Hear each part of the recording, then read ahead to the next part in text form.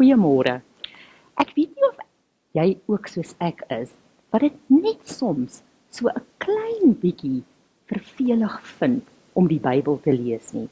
Vernaam as ons kom hier aan die begin by Genesis, waar dit stambome en baie lang en vreemde name is. My skoonma, 'n dierbare vrou, sy is nou alreeds oorlede.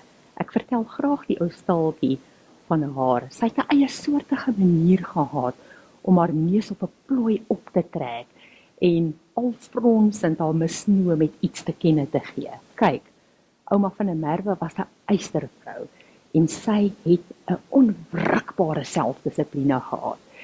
En sy vertel my eendag, sy sê vir my, Sintiaatjie, jy kan gerus maar die Bybel deurlees, van voor tot agter.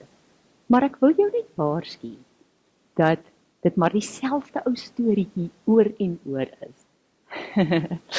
Ja, dit bring my nou by die lees van die Bybel.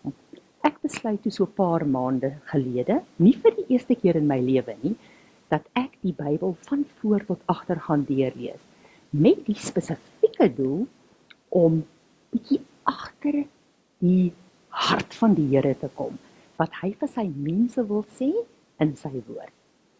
En ek begin hier in Genesis en weet julle wat, hierdie keer is dit anders. Daar breek in my hart iets oop van die genade van die Here, van hoe hy in moeilike tye, in swaar omstandighede, kan planne maak en 'n plan gemaak het om mooi goed en voorspoed en sukses en 'n toekomsverwagting uit te bring. En nou vra ek vir ons, mag ons saam bid en die Here vra dat hy sy woord vir ons wil oopbreek, as ons 'n bietjie saam delf hier in Genesis uit die verhaal van Josef. Vader, deur die werking van u Gees, vra ek nou dat u ons ietsie sal leer van u genade. Here, al kan ons dit nie nou verstaan of dit insien nie. Here, kom plant iets in elkeen van ons hart, van die toekomsverwagting wat u vir elkeen van ons in gedagte het. Dankie Here dat u dit doen, in Jesus naam. Amen. Jakob het 12 seuns gehad. Die 11de van sy 12 seuns, sy naam was Josef. Jakob het hierdie seun van hom ooglopend voorgetrek. Ons lees hier in Genesis 37 vers 3. Jakob het Josef liewer gehad as al sy ander kinders, omdat hy gebore is toe Jakob reeds bejaard was. Hy gee toe vir Josef 'n besondere kleed. Soos julle almal sekerlik weet, jong kinders is baie selfgesentreerd en is ek baie seker dat dit nie baie goed afgegaan het by sy broers, dat hulle pa Jakob, hulle jongste broer, voorgetrek het en vir hom spesiale mooi klere gemaak het nie. Inteendeel, die Bybel sê vir ons, hierso in Genesis 34 vers 4, nee, dit is nie Genesis 34, nie Genesis 37 vers 4, dat sy broers hom gehaat het en geen vriendelike woord vir hom gehad het nie. So gebeur dit dan ook dat hulle hom eendag daar in die veld, toe hy so net oor 17 jaar oud was, toe verkoop hulle hom aan vreemdelinge. Daardie vreemdelinge was handelaars wat op pad was Egipte toe. Toe hulle in Egipte aankom, verkoop hulle hom aan Potifar as 'n slaaf. Potifar was die koning Farao van daai tyd se leiwag se hoof. Hier lees ons nou die eerste keer in die Bybel van baie kere wat dit in die Bybel staan en veral hier in Genesis ook, dat dit goed gegaan het met Josef. Ons lees in Genesis 39 vers 2. Die Here was met Josef, sodat dit met hom goed gegaan het in die huis van sy Egiptiese meester. Dit tref my baie diep dat ons en my persepsie van goed gaan soveel verskil van die van die Here. Onthou nou, hierdie is 'n tienerseun wat op 'n as 'n klein seentjie deur sy broers gehaat is, wat verkoop is aan vreemdelinge. Hy is nou al vir 'n baie lang tyd op 'n reis. Hy's as 'n slaaf verkoop in 'n wrede koning wat nie die Here gedien het nie, se leiwag se hoof se huis. En dink net hoe moes hy na sy pa en daai voorkeur lewe wat hy gehad het as bedorwe kind verlang het. Ek voel dat dit 'n wonderwerk is op sigself dat hierdie jonge Josef nie in totale depressie verval het nie. Dat hy ook nie 'n rebel geword het nie. Hatig, neerslagtig, opstandig. Al hierdie dinge en selfs die Egiptenare van daai tyd het agtergekom dat iets is anderster aan hierdie jong man. Want ander mense wat sleg behandel word en in wrede omstandighede is, tree nie op soos hierdie jong man nie, veral nie op sy ouderdom nie. Kom ek lees vir julle hier uit Genesis 39 vers 3. Potifar het raak gesien en besef dat die Here met Josef was, aangesien hy suksesvol was in alles wat hy gedoen het. Kyk, daai sukses is iets wat bonatuurlik van die Here afkom. Potifar was so beïndruk met hierdie jong man se integriteit en hoe hy homself gehandhaaf het, omdat hulle ook kon sien dat daar 'n God, dat die God die enigste ware God in hom was, dat hy vir Josef aangestel het oor sy hele huishouding en al sy sake. Dit het goed gegaan met Potifar se sake. Hy het geen bekommernis gehad terwyl Josef in die stuur van sy sake was nie. En hoe wonderlik is die Here se genade, dat selfs hierdie mense wat nie gelowiges was nie, het die Here het Potifar en sy huis en sy gesin en alles wat met Potifar te doen gehad het nie geseën terwille van Josef en as gevolg van Josef en ook omdat Josef omdat hy wat Potifar is vir Josef goed was. Hoe wonderlik is ons Here se genade nie. Josef was 'n sterk, aantreklike, suksesvolle man en Potifar se vrou het baie van hom gehou. Baie meer as wat sy moes. Genadiglik met die Here se krag in Josef het hy nie geswyg voor haar verleiding nie. Sy het natuurlik nie baie daarvan gehou nie en sy was bitter ontstel omdat sy nie haar sin gekry het met hom nie en daarom beskuldig sy hom valslik daarvan dat hy haar verkrag het. So gebeur dit dat Josef in die koning Farao se tronk waar al die konings se gevangenes gehou word, gegooi word. Dit was nie 'n lekker plek nie. Die grondteks van die skrif verwys na 'n put waarin die koning se tronk was. Ons God kyk juis weer anders na goed gaan en na suksesvol. Want ons lees hier in Genesis 39 vers 20 tot 23 dat die Here ook met Josef was daar in die tronk. Dat hy suksesvol was in alles wat hy daar aangepak en gedoen het. Die tronkbewaarder het hom mettertyd aangestel oor die hele tronk, sowel as oor al die ander gevangenes. Daar ontmoet hy toe eendag 2 ander mede-gevangenes. Dit was die vorige skinker en die bakker van die koning. Hulle het ook seker maar ietsie gedoen waarvan die koning nie gehou het nie, en toe laat gooi hy hulle daar in daai put in sy tronk in. Daai 2 het een nag elkeen afsonderlik 'n droom gedroom wat vreemd was en wat hulle gepla het. En hulle vra toe vir Josef of hy vir hulle kan verduidelik waaroor die droom gegaan het. Josef kon dit vir hulle uitlê en hy het vir hulle gesê en hy het geweet dat hy dit nie uit sy eie krag uit kon doen nie. Kyk 'n bietjie wat sê Genesis 40 vers 8, daai laaste gedeeltjie, dis Josef wat hier praat. Hy sê, om drome te verklaar is die werk van God. Josef het geweet dat die skinker weer in sy vorige werk herstel sou word, en hy het geweet dat dit weer goed sou gaan met die skinker. En daarom vra hy hom net hierdie een vraag in Genesis 40 vers 14. Asseblief, dink aan my wanneer dit weer met jou goed gaan. Noem my naam by Farao en vra hom om my uit hierdie plek vry te laat.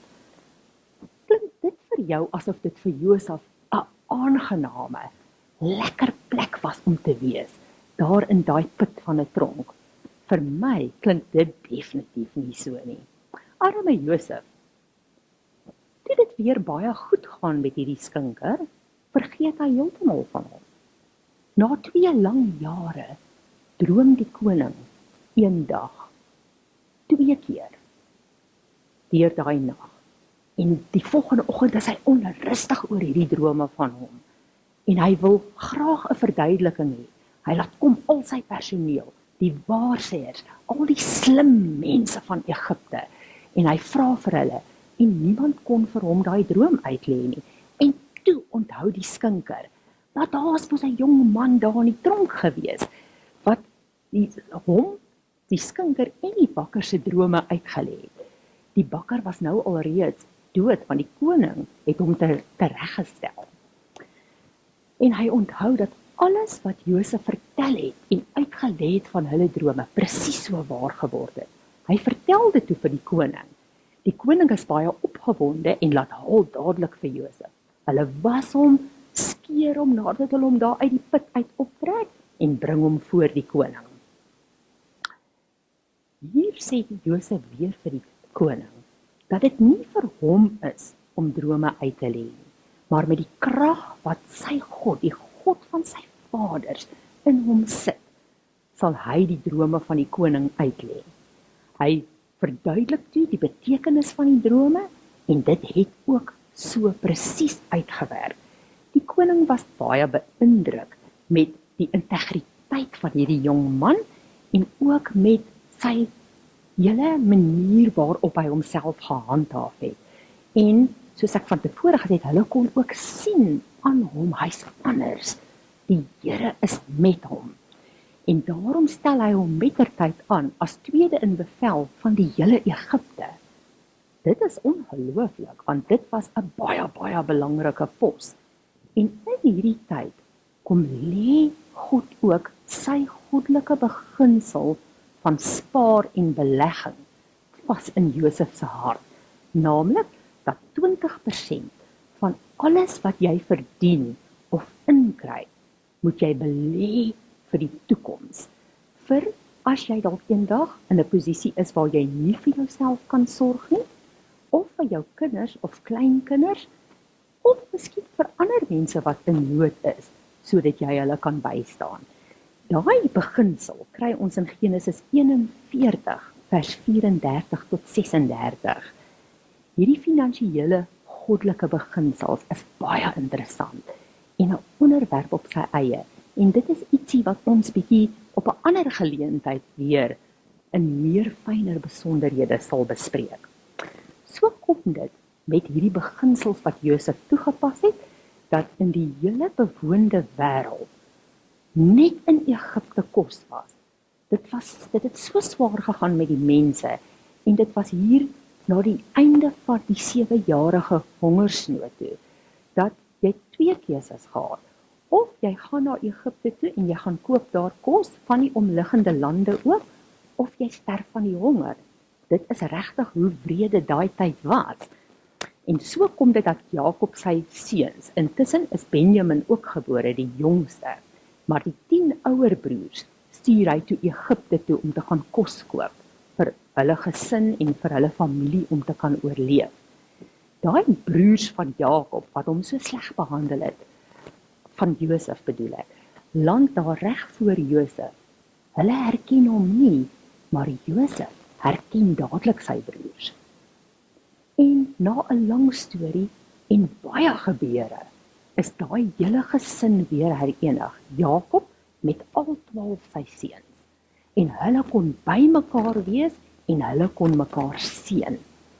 En hier is daar ook vir my die wonderlikste goddelike beginsel in, dat vir die Here is die heel belangrikste ding verhoudinge.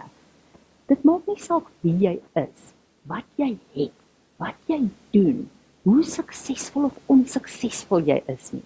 Op die ou einde, daar waar die sentrale deel van 'n mens se lewe en jou bestaan is, gaan dit oor verhoudinge en om verhoudinge in stand te hou en om mekaar te seën.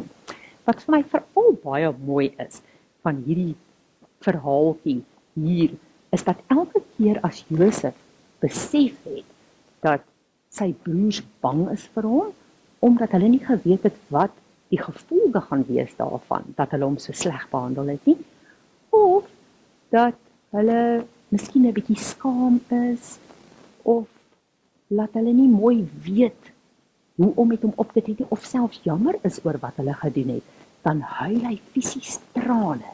Hierdie is trane van blydskap. Dit sê selfs hierso vir ons in Genesis 45 vers 2, dat hy so hard gehuil het, dat die Egiptenaars buite hom gehoor het. Terloops, ek en jy mag nooit iemand straf wat iets verkeerd gedoen het, of wat gesondig het, teenoor die Here, teenoor die wêreld in die algemeen, of teenoor my en jou nie. Ons mag nie namens God iemand straf nie. Hoor bietjie wat staan hier in Genesis 50 vers 19. Maar Josef sê vir hulle, moenie vir my bang wees nie. Ek is nie in God se skoene om julle te straf nie. Julle het my wel kwaad aangedoen, maar God het die kwaad wat julle gedoen het, omgekeer in iets wat goed is. Hy het deur my gesorg dat 'n groot volk oorleef. Weet jy wat se groot voordeel en seën dit inhou? Dat jy goedgesind is teenoor mense, selfs as hulle dit nie verdien nie? Hoor hier wat sê Jakob in Genesis 33 vers 10. Hy praat hier met sy broer Esau, wat hy van tevore lelik bedrieg het. Terwyl u my goedgesind is, sê Jakob, dis asof ek die glimlag van God sien. Is dit nie mooi nie? Hoe kosbaar is dit, dat as ek goedgesind is teenoor iemand, selfs al verdien hulle dit nie, of andersom, as iemand anders goedgesind is teenoor my, selfs al het ek droog gemaak, dan is dit asof ons die glimlag van God kan sien. Dit is net asemrowend en kosbaar. Nou is my vraag, as die Here Josef deur baie moeilike tye, deur sy kinderjare en sy tiener en laat-tienerjare en selfs in sy grootmensjare gebring het, en selfs ook in goeie tye waar hy baie aansien gehad het en waar hy regtig baie suksesvol was. En hy het hom gebruik in al hierdie omstandighede en tye van sy lewe om God self se koninkryksplan om vir Abraham 'n groot nasie te maak oor die hele wêreld en ook in vreemde plekke, en dat daai volk sou oorleef. En hy het Josef se lewe gebruik daarvoor. Wat sê dit vandag vir my en jou? Miskien is jy op 'n plek waar jy voel jou lewe is nie heeltemal wat jy wil hê nie. Jy gaan dalk deur moeilike omstandighede. Jy smeek die Here dalk om jou uit hierdie omstandighede te kry. Jy vra dalk ander mense, help my net uit hierdie omstandighede uit. Of die ander kant van die glyskaal, jy voel dalk op die oomblik dit gaan goed met jou en jy's baie suksesvol en dinge loop mooi vir jou. Maar wat beteken Josef se storie van 1000 jaar gelede nou vandag vir ons? Ek wil graag vir jou voorlees uit 1 Korintiërs 2 vers 9. Wat geen oog gesien het, wat geen oor gehoor het, wat in niemand se hart opgekom het nie, dit het God voorberei vir julle wat hom liefhet. Vra jouself nou die vraag af, het ek God regtig lief? As jy onseker is, of net nog nooit hierdie vraag vir jouself gevra het of net nog nooit daaraan gedink het nie, wil ek jou mooi vra om met iemand wat 'n nou pad met die Here stap, wat jy vertrou, te gaan sit by daai persoon en dit saam deur te bid, sodat jy regtig klarigheid in jou hart en in jou gees en in jou gemoed kan kry hieroor. Want dit bepaal jou hele toekoms. As jou antwoord ja is, ja, ek het die Here werklik lief, dan kan jy nie anderster as om nou saam met my opgewonde te wees oor die toekomsverwagting wat die Here vir jou het nie. Ek het die Here werklik lief. Dit gaan goed met my. Ek is suksesvol in alles wat ek aanpak, omdat die Here in my is. As jy sê, jy het die Here werklik lief, die Here is in jou, dit gaan goed met jou, jy is suksesvol in alles wat jy aanpak, wat 'n vooruitsig is dit net nie. Ek wil graag afsluit deur elkeen wat hierna luister, te seën met dieselfde seën uit die woord, wat Jakob vir Josef mee geseën het, op sy sterfbed, toe hulle as familie daar herenig is, en by mekaar, en lief van mekaar, en dankbaar, dat hulle mekaar weer kon sien. En ek glo dit is vandag nog van toepassing, want die Here wil ons graag seën. En dit is dan ook my slotgebed. Genesis 49, vers 24 en 25. Mag jy sterk bly en jou arms meer krag kry, deur die magtige een van Jakob, die herder, die rots van Israel. Mag die God van ons vaders jou help. Mag die Almagtige jou seën met seëninge uit die hemel daarbo. Dankie Here, dat U ons so seën, in die kragtige naam van Jesus. Amen. Baie dankie.